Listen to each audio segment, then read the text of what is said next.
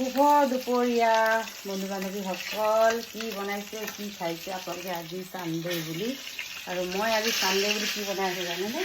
সিহঁতক এয়া হ'ল পানীলাও আগ, বিলাহী, এইফালে তাৰপিছতে আলু, তাৰপাছত এয়া পিঁয়াজ কাটি ৰাখিছোঁ আৰু এয়া লাও, সেয়া পানীলাও আগৰ পাত কেইটামান কাটি ৰাখিছোঁ পিচিম।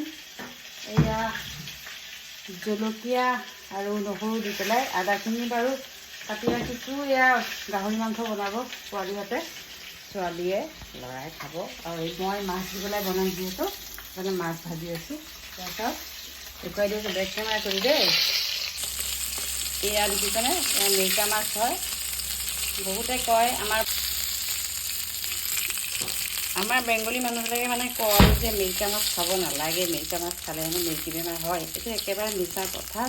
যাৰ মিৰ্কি বেমাৰ হয় ন, এইটো জন্মৰ পৰাই হৈ আহে, মাকৰ পেটৰ পৰাই হৈ আহে। আৰু আমি সৰুৰ পৰাই মিৰ্কা মাছ খাই আহিছোঁ আৰু আমাৰ ল'ৰা ছোৱালীও খাইছে, ময়ো খাওঁ, আমাৰ ল'ৰাটো খায়। ইমান মানুহে যে মিৰ্কা মাছ খায় যে মিৰ্কি বেমাৰ হৈছে নেকি? এইবিলাক ফটোৱা কথা নহয়নে বাৰু মানুহবিলাকৰ, হয়নে? এয়া আজি বনাইছোঁ সেয়াই আৰু এইফালে আপোনাৰ গাহৰি মাংস বনাব পোৱালীয়ে।